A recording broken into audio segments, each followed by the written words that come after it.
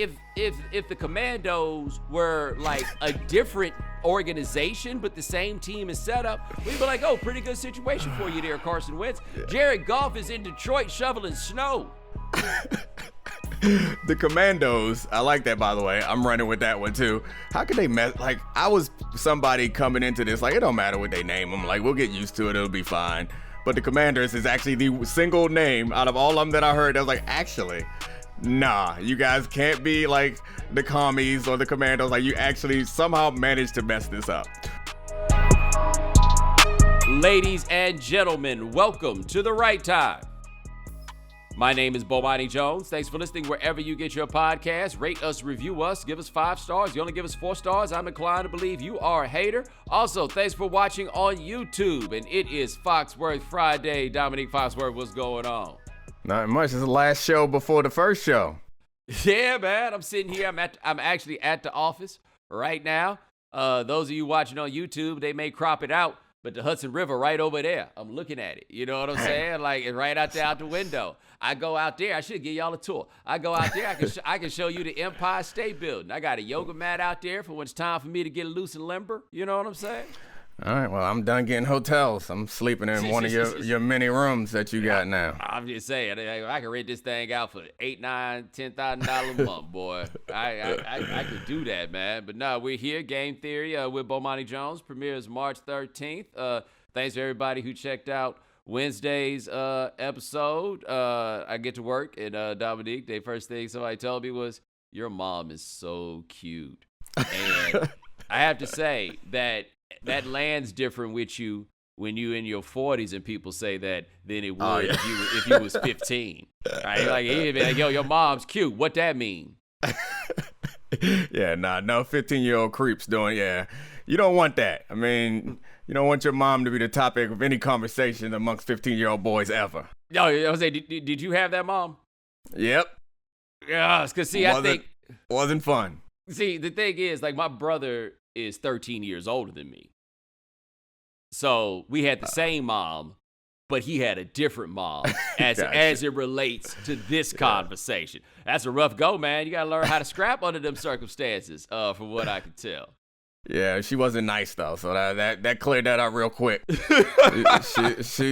She's from New York, and you step across the line a little bit, it gets straightened out real fast. So we ain't really had them problems. No, it's amazing the cats that had that mama, how it like linger with them. So one of my former students, who's probably listening to this right now, he was kind enough to invite me to a lunch to celebrate his graduation. Like, honestly, one of the biggest honors I've had, right? Like, I taught him, and he wanted me to share with him in his graduation. And his parents were there, and I saw his mom, and, you know, I know how to act. So, but we left, and I was like, so it's tough, huh? He ain't find no humor. He ain't find no humor in that whatsoever. He ain't want no parts of that. We asked Steph Curry about that once on Highly Questionable. Nope, no humor. It's just like, yo, it couldn't have been easy, right? He was like, I hated every bit of it.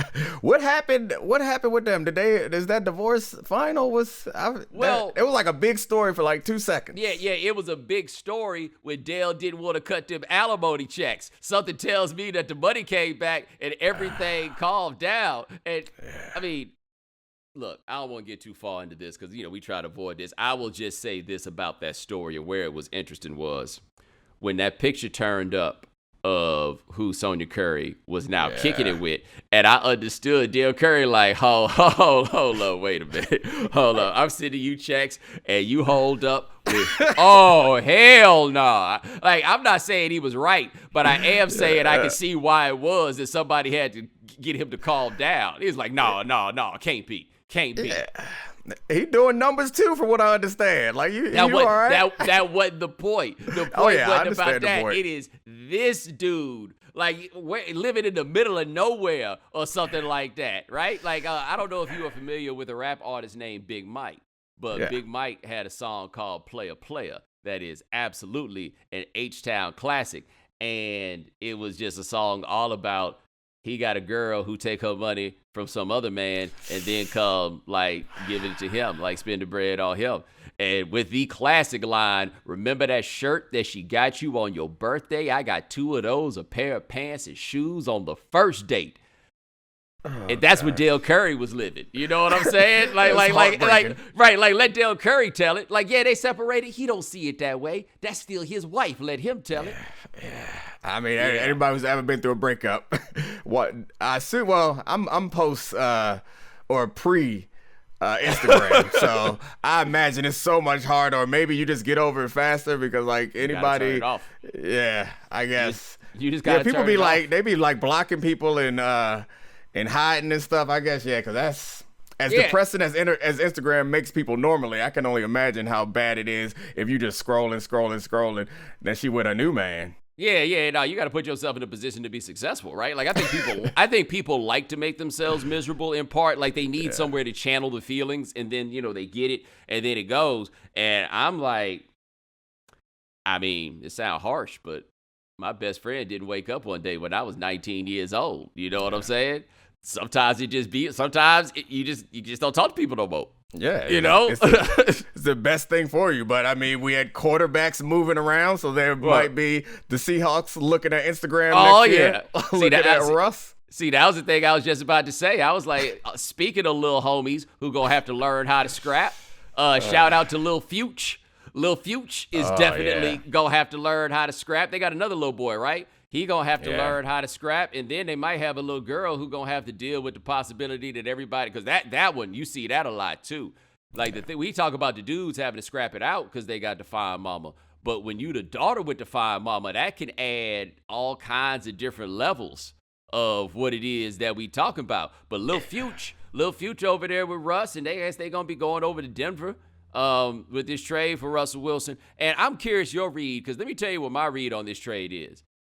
They must really not like Russell Wilson up there. Yeah, it's done. The relationship is done. They were polite at the exit, but it feels like if you have a franchise quarterback a Super Bowl champion franchise quarterback in that city, potential future Hall of Famer, you are not going to get rid of him, even if he wants to. We just saw it with Aaron Rodgers. Like, you make things work. So the power struggle is clear that they have the power in the general manager's office and the head coach's office, and the quarterback didn't, so he moved on.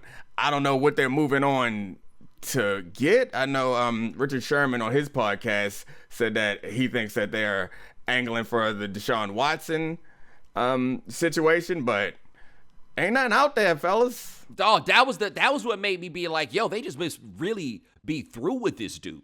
Because look, one thing about football is, in the NBA, you can go in there, guys, I'm unhappy. And, they'd be like, all right, well, we got to get something out of here before you burn this whole thing down. Football don't go that way. You go in there, football, guys, I'm unhappy. Me too. How about that? We all unhappy. Pandemic. It's the nature of the business. I mean, you're right. They just decided, but to me what's interesting, and you mentioned Sherman, and I'd be very curious to know how Sherman and all those LOB guys feel about this, because they had felt that the organization had done far too much to coddle Russell Wilson, which did not make him the most liked guy on his own team. And I wonder if he looked up one day and it was like, yo, nobody here seems to really rock with me. Yeah, and Bobby Wagner's gone too. But yeah, I think that those guys view this as like, see? We told you. We told you don't do that. We told you he ain't the guy that you want to give this power to. And we told you that no matter what the rest of the league is doing, this is not the direction you want to go. And it's interesting because it feels like part of the problem with why that team did not become the dynasty that I think it probably should have and could have been was because of that split that happened in the locker room. And it felt like they were giving too much leniency to Russell Wilson from the defense side and too much credit. And now it feels like Russell feels like he doesn't have the power that comes with the respect that they gave him early in his career. And so he's out. Like, that's what it seems like to me, because it comes down to him wanting to play his style of football, whatever that is. I don't know that he's ever really discovered it, but it ain't what Pete Carroll doing. And that's what it seems like the major issue was getting up out from under Pete Carroll's idea of what football is. And that team has not been well constructed since they threw that interception in the Super Bowl. The Pete Carroll, like, he wants to run ground and pound football. And I think it's easy for people to think about him in the context of, like, Carson Palmer, Matt Leinart with the USC stuff, and they had Reggie Bush. But it wasn't a particularly adventurous scheme that they were running. They just had incredible talent, and nobody could check Mike Williams. Nobody could check Dwayne Jarrett. Curiously, everybody in the NFL could check these guys. But for whatever reason, when they were in college, nobody could check them. The thing with Russell, to me, as a quarterback is, my feeling about all this throw it around the yard 40, 50 times. It's a much better idea in September than it is an idea in January. And I still believe in running the football, in part where I believe that there's something to be said for the fact of just beating the hell out of somebody. That matters. Like, there's a thing to it that I don't know how easily quantified it is, but I do think it's a thing. But I also think that there are quarterbacks, just because you're really good doesn't mean we need to be throwing the ball 40, 45 times a game with you. And there's something like Cam Newton, I think, is a great example of this, where if I'm with Cam Newton, when they hire Mike Shula, and Mike Shula ain't no great offensive coordinator, but I got it. We going to pound the ball, and then we going to run play action, and we going to have this big old dude that can get any short yardage stuff that we need to get, and we can center the run game around him, but we don't have to throwing the ball with him 40, 50 times isn't the best way to use him. And I don't blame Pete Carroll if he looked at Russell Wilson and he saw him that way. Because I tell you, the last couple of years of Russell Wilson ain't been that great. No matter what anybody tries to tell you. And I want to know what you think about this in terms of, like, relationship with his own team. The offensive lines in Seattle have not been great, but they haven't all been terrible. And they went out and they got him an all-pro caliber left tackle. And what you'll notice is, no matter how good or bad the line was, Russell Wilson took the same number of sacks. Yeah. Sacks are on the quarterback. And I can only wonder how tired the offensive line is for getting blamed for some of the things that aren't on them. Yeah, I mean, I think we've gotten to the point, at least people who, like, study the advanced stats, we've come to accept that pressures is on not all pressures, but pass block win rate is a good stat, and pressures is a good stat that you can determine offensive line play. But sacks, that's a quarterback stat. And we notice, like, quarterbacks, even if your offensive line is bad, getting rid of the ball, sacks is a quarterback stat. And that, I mean, it goes with his style of play. That's when you play the way that he plays, or that he has historically, when the best part of your game is the thing that Patrick Mahomes has mastered, but it's the improv. When that's the best part of your game, deep shots, which take time to develop, is the second best part of your game, you're going to get sacked. Like, it's just the way that it is. So if you look at, when I was looking at the move that he's making a lateral move as far as offense is concerned. Like, the offensive line have identical pass block win rates. They have just about identical pressure rates, which are the pass block win rates are middle of the league. The pressure rates are 31 and 32, and I think 15 and 16 from last year is the win rate. So, like, he's going there, and I don't think that Judy, Sutton, and Patrick is better than Metcalf and Lockett. So, like, it feels like a lateral move. The place where it might be an upgrade is Nathaniel Hackett. He hasn't been a head coach before, but maybe it's an upgrade if they bring the system that everybody is running, some variation of this Shanahan system. If they bring that to Russell Wilson and it makes his job easier, then maybe we see a better Russell Wilson. Because I will say that it felt like, while he didn't play well last year, he had an injury. The year before that, first half of the year, he was balling, then he fell off. It does feel like, and this is completely anecdotal, that nothing's easy for him. And that's one of the things about these Shanahan-style offenses is Jimmy Garoppolo can ball in them things in the right situation. And that's what you really want. And that's the perfect example is what happened last year is that's why you have Matt Stafford. Like, another quarterback can get you to the playoffs and through the playoffs. Matt Stafford has the ability to have a end-of-game, game-winning drive. Russell Wilson does that too. So, like, I think that should be the goal. Not to win the MVP with Russell, but get us in close situations, which they did multiple times last year against good teams, including the Chiefs. And then they handed it to Teddy, or they handed it to Drew Lock, and it didn't do what they wanted it to do. So it seems like a smart trade to me. We'll see how it works out. Yeah, and that's a system that is in line with what I think is probably best to do with Russell Wilson. Run it a lot, and then you can take those deep shots, and when they're there, he's the dude that can get those. You know what I mean? So, like, it will be interesting to see how it plays out because he decided he wanted to go into the Lions' den as far as divisions go. Yeah, that's going to be a monster. We'll see what the Chargers do in the draft, but recently, at least the top of the draft, they've been killing it. We'll see what they do with all the cap space that they had. I think they signed Mike Williams to a long-term deal already. We'll see if they go anywhere else in free agency. But they still have, not only do they have an all-pro caliber quarterback on a rookie deal, they got an all-pro caliber safety on a rookie deal and an all-pro caliber left tackle on a rookie deal. Like, the time is now. If only they weren't the Chargers. Yeah, like that's the only impediment there. If only they weren't the Chargers, we might view this in a slightly different context. But this is Russell got what he wanted, I suppose. Yeah. You know what I mean? Like, that's the only way that I can look at it. He got what he wanted, and we're going to see how this ultimately goes. And great place to live. Yeah, I've been there. It's all right. They seem to be doing all right. My guess, by the way, for where who I think is going to wind up in Seattle, Trubisky. Yeah. I think of the quarterbacks who are legitimately available, he's probably the best option. Like, I don't think he's nearly as terrible as he was made out to be. I don't think that he was particularly well coached, but Seattle ain't going to ask him to do very much. There's going to be that. But again, he in that category that Josh Allen used to be in where they need to call them Malik plays for Mitchell Trubisky instead of calling all these Mitchell plays and use the legs that might make him a little better. Yeah, so, we got Jameis, Teddy, Mariota, Jimmy G, and apparently, so, like, we talked about that division, apparently Derek Carr might be on his way out, too. It seems like, from what I understand, the Raiders are looking around the division and it's like, nah, we good. And the Colts, since they moved on from Wentz, could be looking at Carr. But I get where you're coming from with the Trubisky thing. Maybe he's the best available, but he ain't.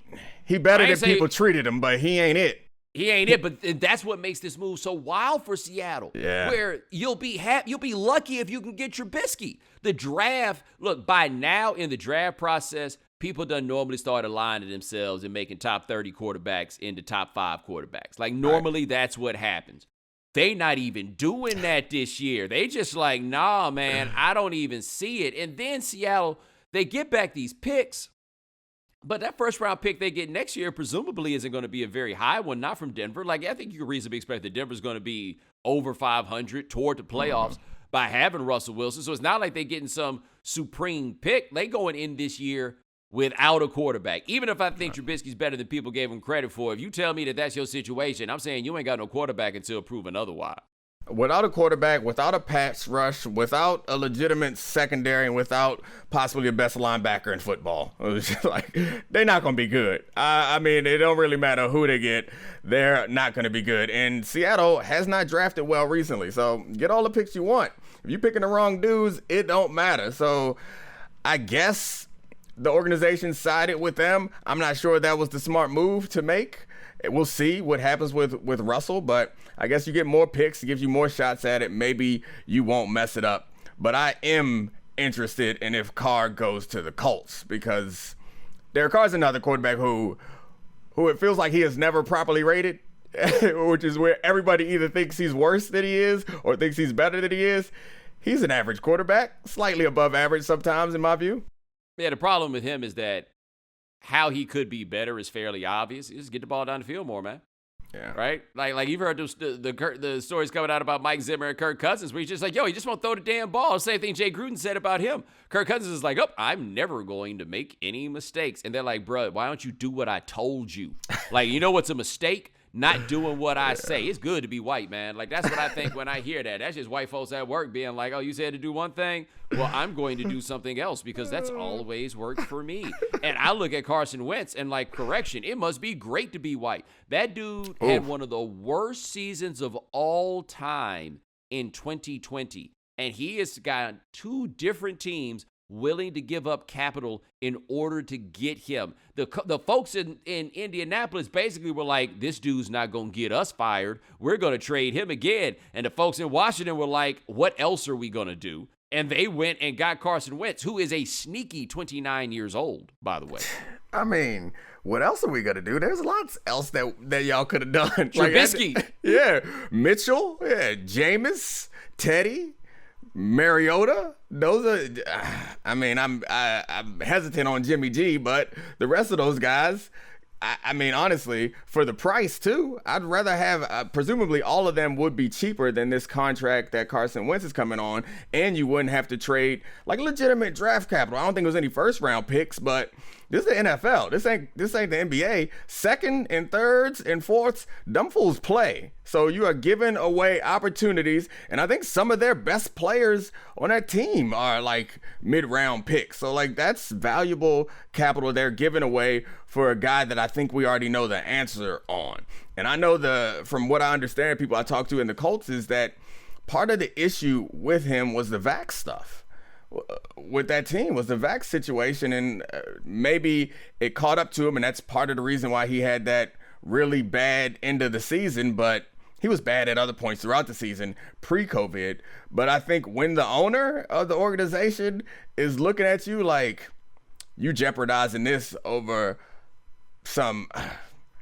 your beliefs, I guess is the best way I can put it. Yeah, they don't care about your beliefs. Yeah, like that's the thing. And you remember when he was in Philly, his beliefs, people speculated that his religious beliefs got in the way because he was preaching to people. He wasn't a part of the crew. And it's all speculation, but it's rare, or it's odd to me that sometimes you get those speculations and then you're like, oh yeah, that's what people say when someone leaves somewhere. These are unique. Like I ain't never heard the criticism, oh no, he too churchy. Like, right. I've never heard that before. In a league with like Josh Kitna, Josh McCown, we can go up and down, Reggie White, you know what I'm saying, up and down the list. Like one thing the NFL ain't short on is religious people. We prayed before and after every single football game I played from college through my entire career. And it didn't matter who was on the team. My brother, my homeboys that was Muslim, they would just put their hands out and kneel down. Like it is a thing.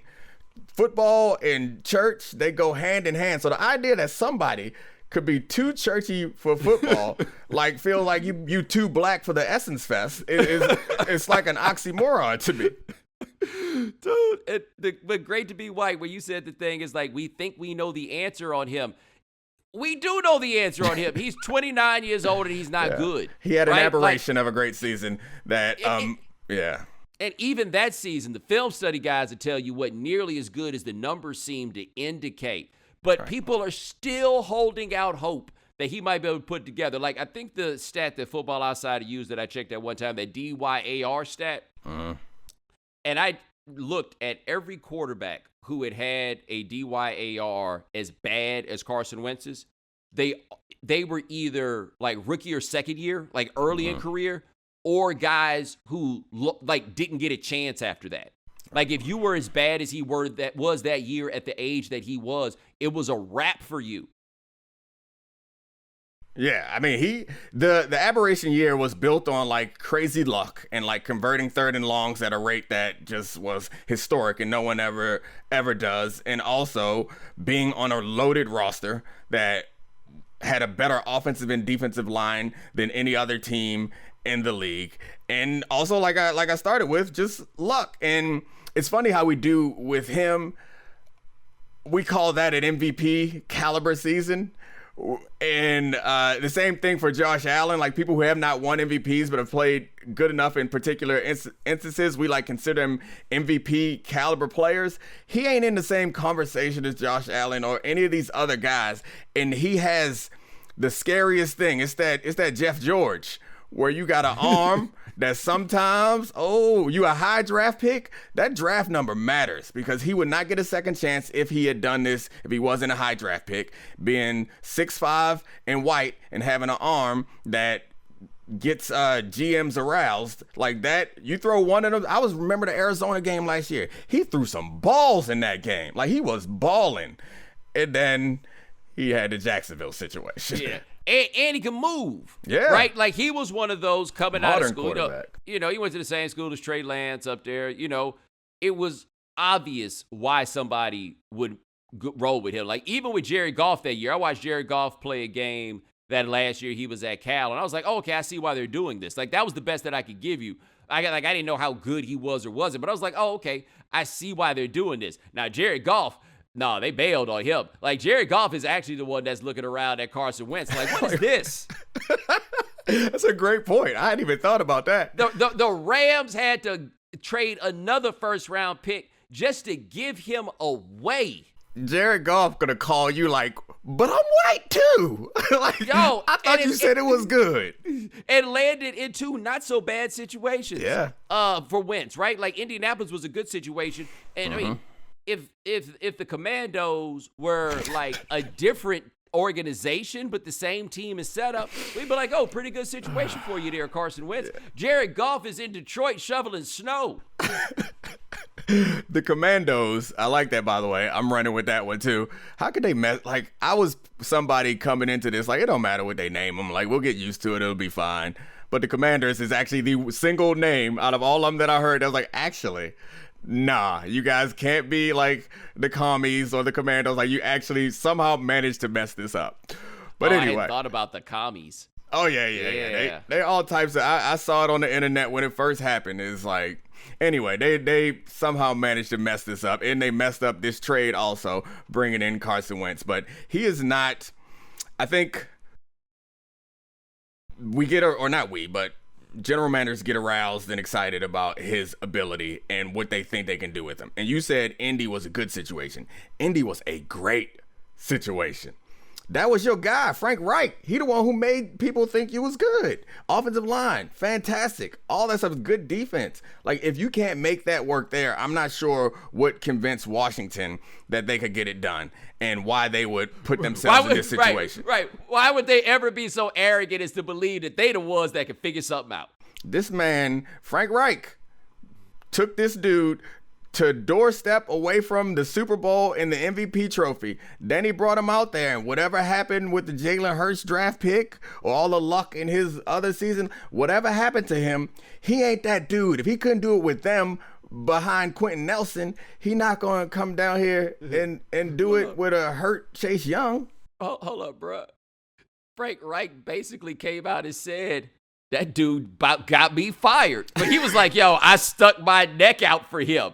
He didn't just say, like, yo, man, I thought it could work, and it didn't. He says, I stuck my neck out for that guy. Frank Reich is hot.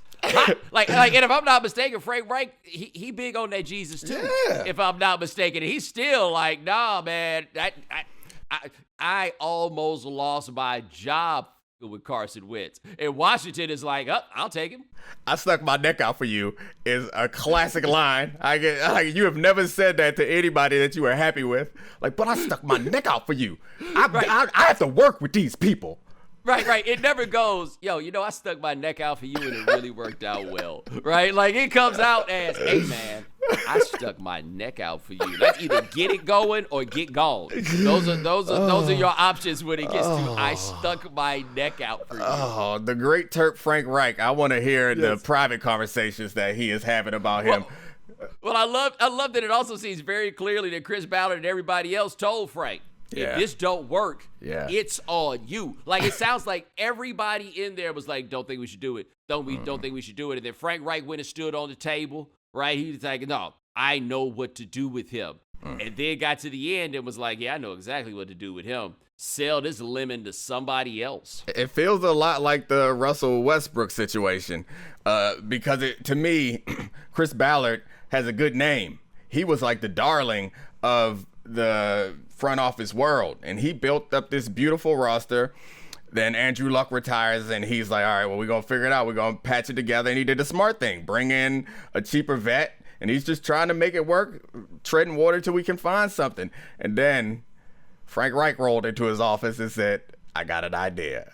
And you could tell how that Ballard was never for it by the press conference that he did after the season was over. It didn't take much time for him to be like, yeah, everything's on the table. Nobody's safe. He wanted that boy gone. Yeah, he's like, just so you know, it wasn't my idea. Yeah. You'll have to ask Frank. That's what he should have been hitting him with in the press conference. Ask Frank. You'll have to ask Frank. Our friends at CarMax have reimagined car buying to deliver a truly flexible shopping experience that puts you in control. Because at CarMax, you have the freedom to shop online and on the lot. Once you find the right car, you can buy online with home delivery in select markets, or choose express pickup at your local CarMax. CarMax has you covered with a 30-day money-back guarantee up to 1,500 miles. Learn more at CarMax.com. CarMax, car buying reimagined. So Calvin Ridley. Oh, yeah. My first thing I want to say is I don't think that there's really this larger extrapolation to this is what happens when gambling is legal. I don't think that's what it is. I think that this is what happens when people thought that players gambling was going to be eradicated by paying them more money, right? And so the conversations that used to be prevalent in sports about gambling and gambling scandals, we haven't really had those. And so I totally see how Calvin Ridley could be like, I don't see what the big deal is. I bet on my team. I'm displaying confidence in them. And somebody be like, well, actually, the nuances of it is it can indicate inside information and da-da-da. Like, I can see all of that. I just think we need to stop saying that he made a $1,500 bet, because he didn't make a $1,500 bet. He made a $12 million bet. The bet was not the $1,500 he put down. The bet was the $12 million he stood to lose from this. And he did not, this is the part of this that he didn't think out. If you are a house of any sort, a casino, a sports book, whatever it is, when you see a football player has bet on a football game, you got to call somebody immediately. And that's what I don't understand, how nobody told these fools that. Just like, look, man, you sure can't do it on a computer. Guys like to gamble. They find plenty of ways to gamble. Because Calvin Ridley was away for mental health concerns, I think that we give him a little bit more leniency, and maybe we should. But I will say, it ain't hard to find ways to gamble. Like, you can gamble on whatever you want to gamble on. You can't gamble on sporting events. If I remember correctly, you can't even gamble on, you can't go into a sports book. You can't gamble on basketball or baseball. You can play blackjack, poker, whatever, craps, boo-ray, spades. You can flip quarters. Like, you can do whatever you want. Like, if you have this need for that action, you can find it. So I appreciate people trying to defend the players at all turns. Like, that is generally the position that I take. But I am not expending any of my cape on this current situation. Like, bro, don't gamble. Don't bet on the teams. Like, it's a clear rule. It's obvious. It makes sense why it exists. It's not even like a smoking weed thing where I'm like, all right, we actually don't need this. Like, you can't have guys in a league gambling on something. You just can't. It's just plain and simple. So here's where I am on the mental health thing.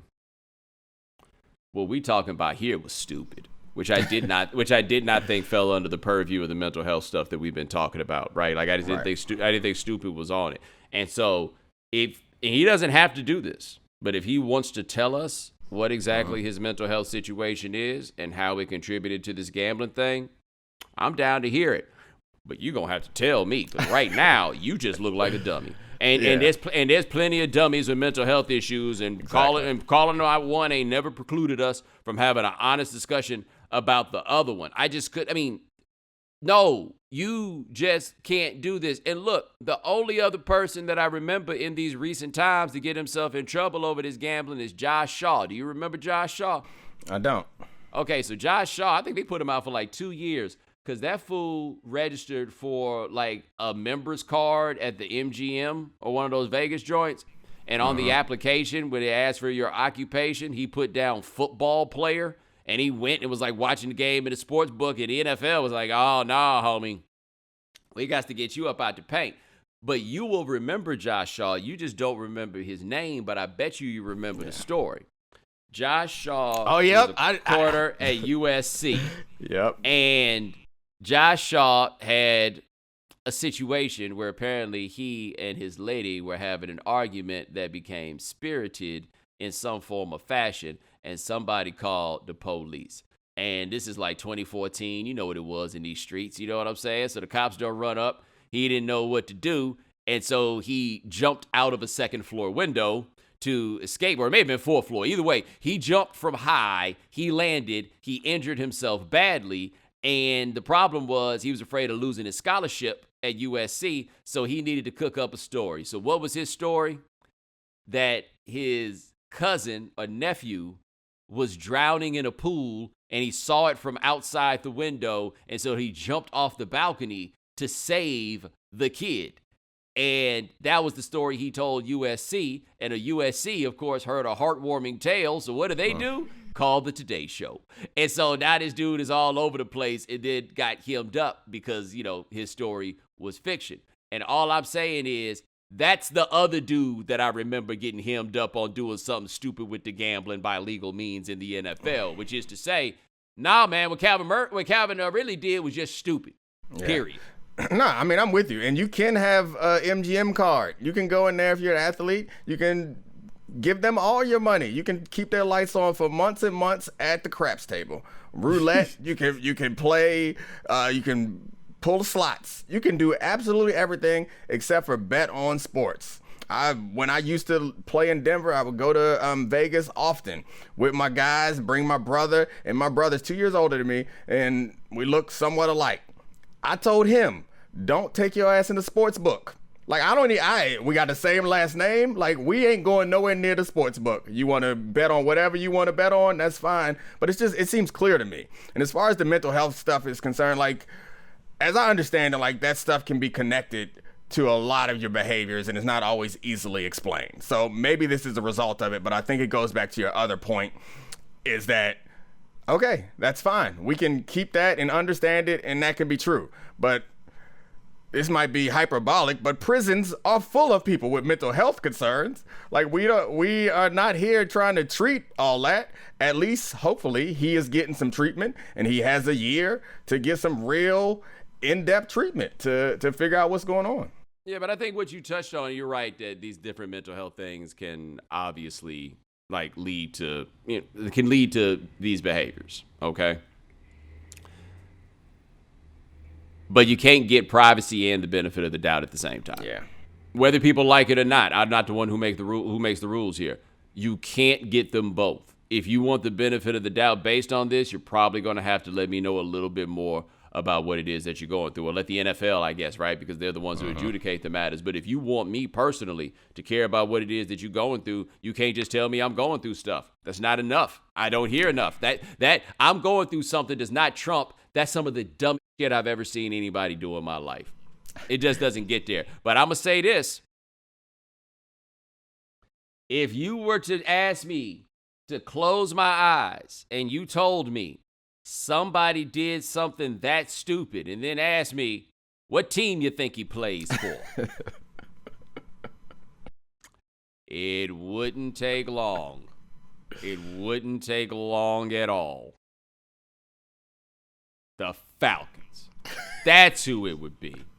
From the franchise that gave you the NFL Man of the Year solicited a prostitute on Biscayne Boulevard. From the team whose quarterback was fighting dogs.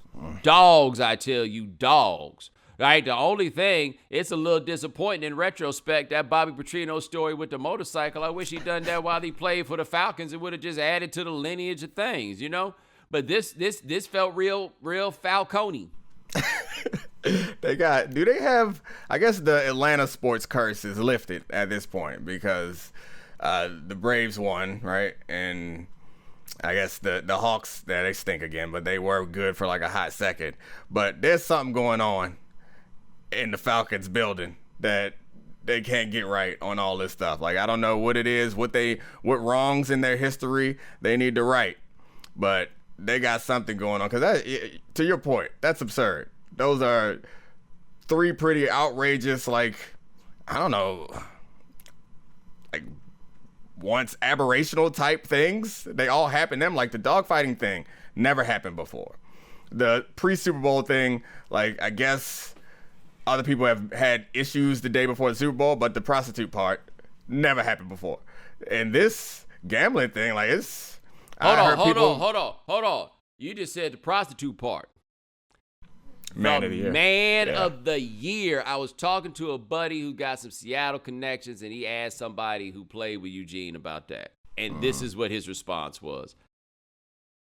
Basically, I haven't been that disappointed since I found out Santa Claus wasn't real. He was the last dude in the league that anybody expected such a thing would happen with. And it only happened when he played for the Falcons. Yeah. And then he got his sleepy ass burnt on a deep route in that game because I imagine he had a hard time laying it down. Yeah, it was a long night for my man. But in the gambling stuff, like I hear people bringing up names like Paul Hornick. Like it's not something that happens all the time. Like it's so rare, and they all happen down there. Yeah, that is one of the worst narcotics out there. I'm glad you got off it.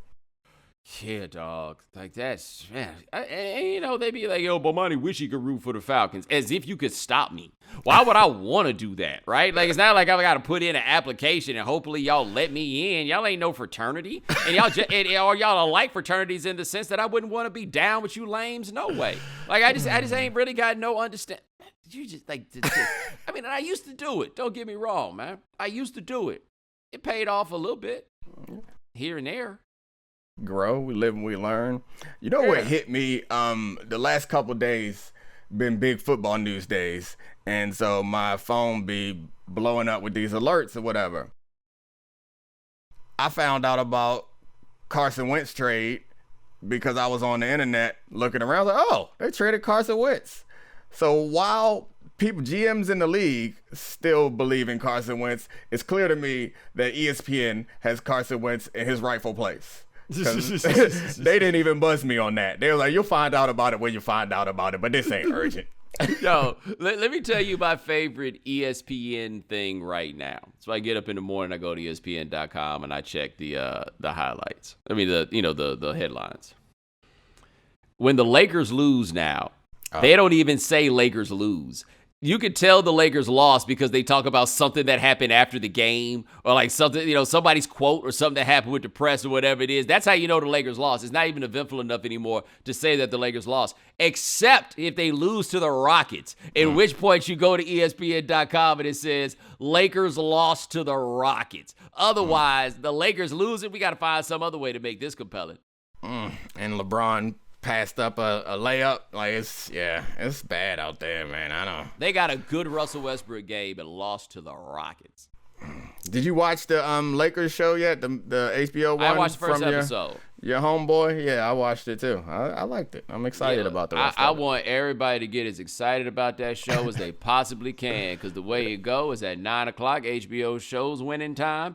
At 10 o'clock, they run Winning Time back over. At 11 o'clock, they show John Oliver. At 11:30, they show your boy. So what I'm saying is you just get yourself comfortable. You know what I'm saying? If you don't think you're going to be able to make it all the way to 11:30, I disagree. The time changes on Saturday night. You know what I mean? You're going to be a little more brisk, more spry than you might have been under those circumstances. I just think y'all need to watch this damn TV show. That's all I'm saying. Just give it a run. It's legitimately gonna crack. Like, it's been hard for me to not like show you stuff from it because like what we got so far is legitimately good. Like this gonna be what's up. Yeah, I'm down. I can't wait. I'll be traveling early in that day, but I will be up late. It will be on DVR. I'm gonna turn on all the TVs in my house. I don't know how ratings work, but I'm gonna make sure that they count it here. I'm gonna watch it on my laptop and my iPad. Log in. They releasing a podcast too. I don't know. I don't know if they doing that, but I will tell you this: you as a Terrapin, be sure to tell your Terrapin friends because there's a Selection Sunday theme that I think a Terrapin will definitely enjoy. Oh, is that the picture? Yeah, what I sent you the picture of. Oh yeah. I will let all the Terrapins know that it's gonna be a good Sunday evening. We're not doing good in basketball right now. Nah. But this'll. What y'all love to do is hate people. And so, y'all are the most hateful bunch I can think of. Oh, man. We get some good hate in on Georgetown right now. Yeah, man. Y'all out here diverting attention. Y'all over there. Look at them. Yeah, I see you, man. But that is Domonique Foxworth. We do Foxworth Fridays every Friday. Check him out on Get Up. Check him out at Anscape. I forgot y'all got a new name now. We're going to talk about that later. I got to change my tattoo. But he had to Anscape. Check out everything he does. My brother, I appreciate you as always. Always, man. Good luck. I can't wait. Thank you, man. And ladies and gentlemen, thanks so much for joining us here on The Right Time. We do this 3 times a week. Gabe Bassain and Adi Khan handling things behind the scenes. Thank you, gentlemen, and thank you all for watching on YouTube. Remember, follow The Right Time. Rate us, review us, give us 5 stars. You only give us 4 stars. I'm inclined to believe you are a hater. And we'll talk to you guys in a couple of days. Take it easy.